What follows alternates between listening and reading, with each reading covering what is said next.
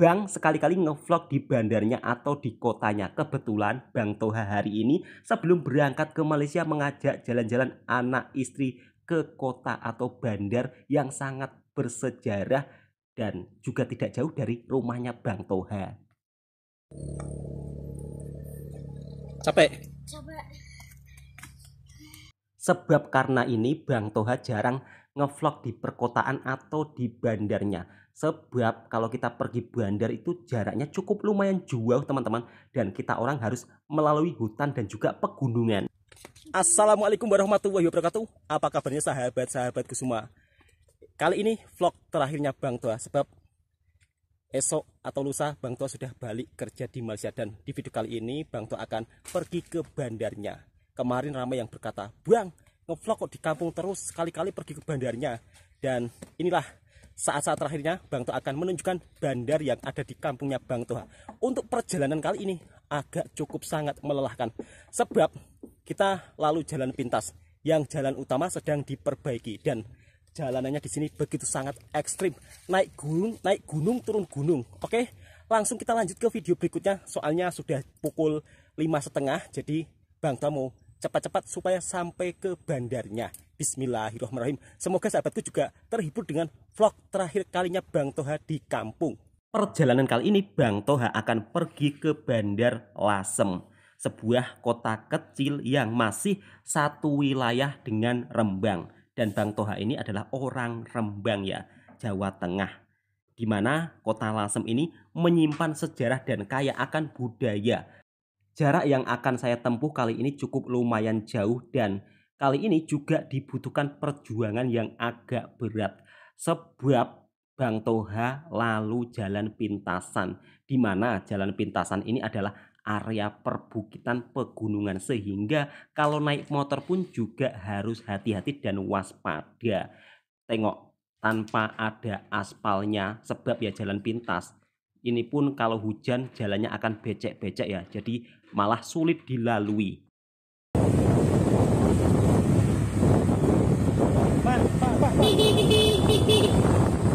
Hal yang sering saya alami ketika naik motor berada di atas gunung, pasti akan jumpa pakcik-pakcik yang naik motornya tidak tahu aturan.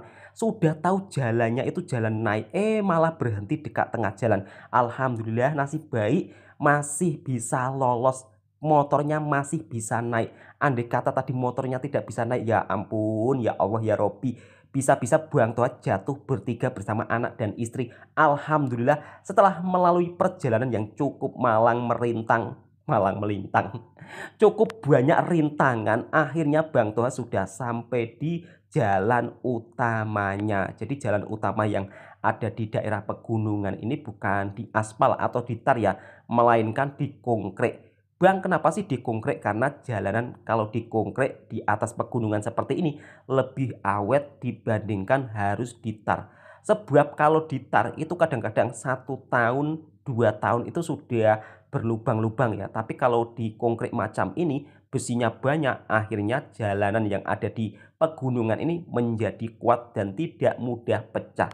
Sebab jalanan yang ada di atas pegunungan ini bukan hanya dilalui motor-motor saja, tapi dilalui lori-lori yang muatan batu, muatan pasir, dan muatan batu yang ada dekat sini, lorinya itu kadang-kadang terlalu over teman-teman. Jadi tidak seperti di Malaysia ya. Kalau di Malaysia itu lori muatannya itu tidak sampai penuh, tidak melebihi muatan. Tapi kalau di kampungnya Bang Toha jangan ditanya, kadang-kadang itu sampai over terlalu.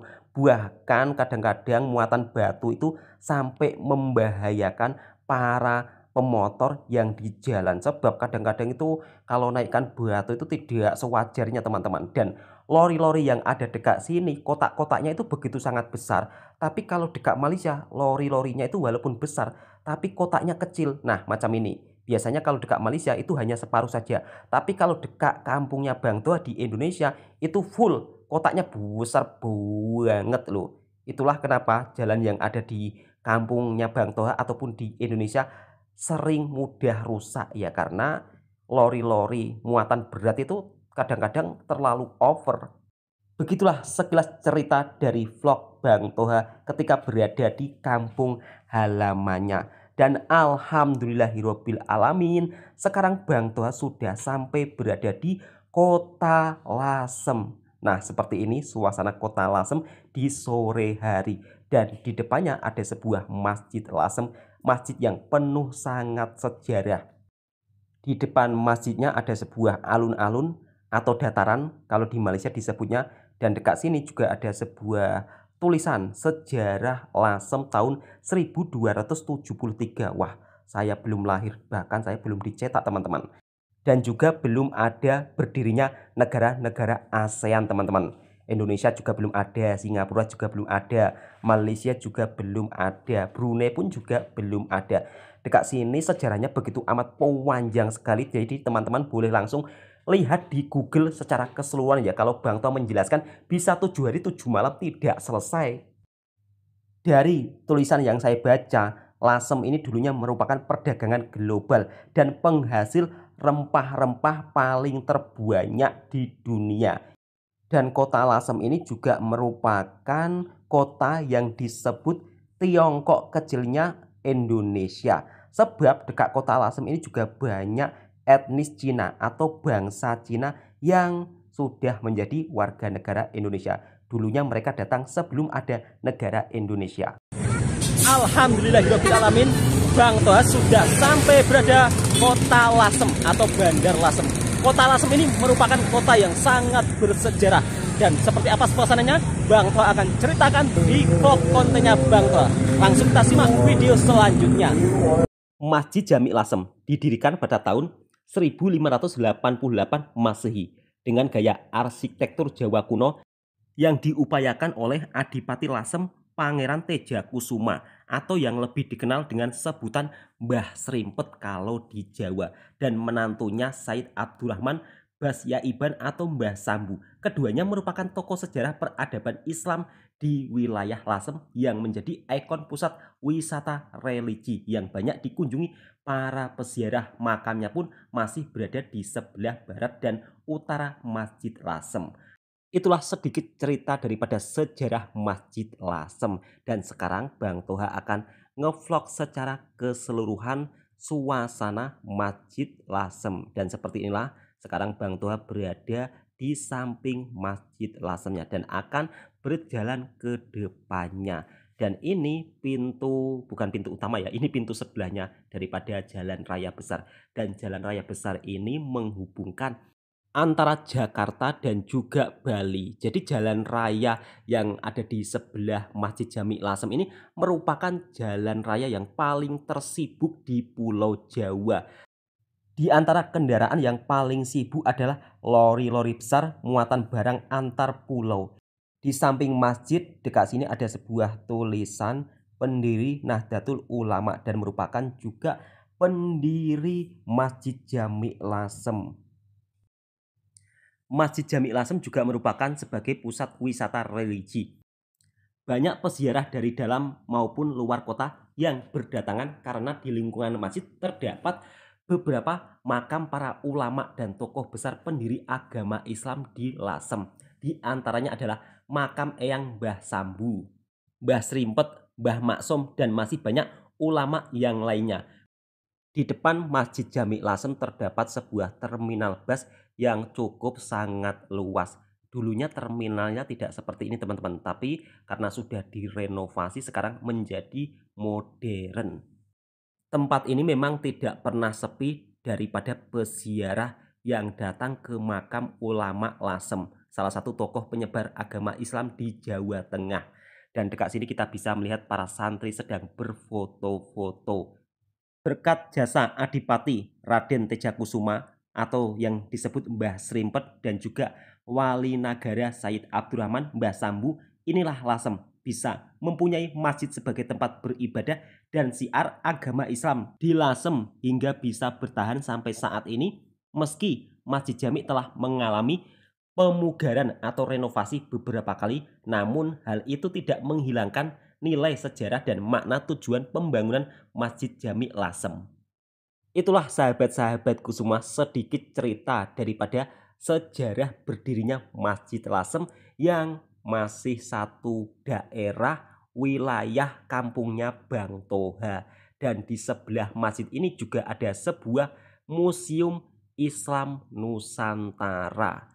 Bang Toha pun juga cukup penasaran, tapi sayang museumnya sudah tutup di saat sore hari. Jadi insya Allah nanti kalau Bang Toha sudah balik kampung kembali ya, Bang Toha akan coba vlogkan di museumnya. Kalau yang ini adalah tempat untuk beristirahat ya, untuk para musafir atau para peziarah. Dekat sini pun tempatnya juga diukir dengan kesenian yang sangat luar biasa, ukiran khas Jawa teman-teman. Dan memakai kayu jati grade E ya, atau kayu jati yang paling mahal. Rame banget para peziarah yang datang ke sini. Dan di sebelahnya ini loh, Museum Islam Nusantaranya, tapi Bang Toha tidak bisa masuk ya karena sudah tutup. Sedangkan di bawahnya adalah tempat wudhu para wanita.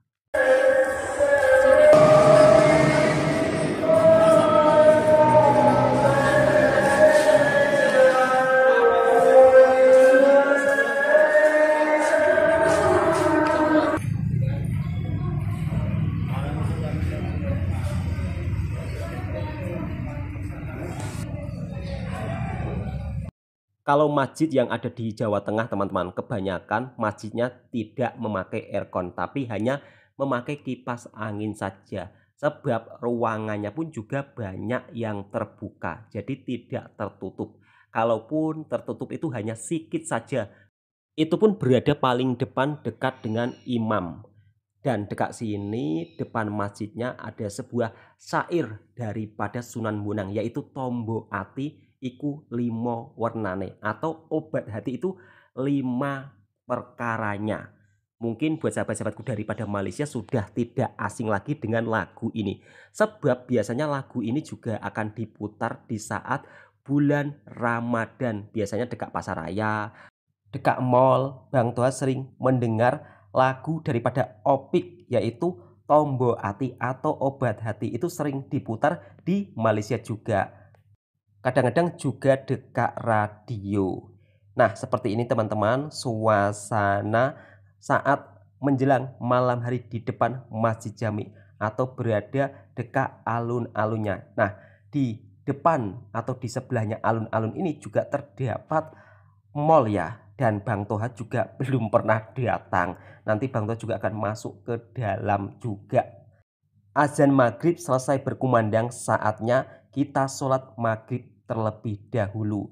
Nah, seperti ini teman-teman suasana di dalam Masjid Jami Lasem, masjid yang berumur ribuan tahun teman-temanku semua. Alhamdulillahirrabbilalamin, sedikit banyak Bang Toha sudah bisa memberikan cerita terhadap teman-temanku semua. Dari mulai sejarah Masjid Lasem, walaupun tidak versi lengkapnya ya. Dan kali ini Bang Toha juga akan jalan-jalan masuk ke mallnya dan juga akan memasuki wilayah perumahan Cina yang ada di Lasem.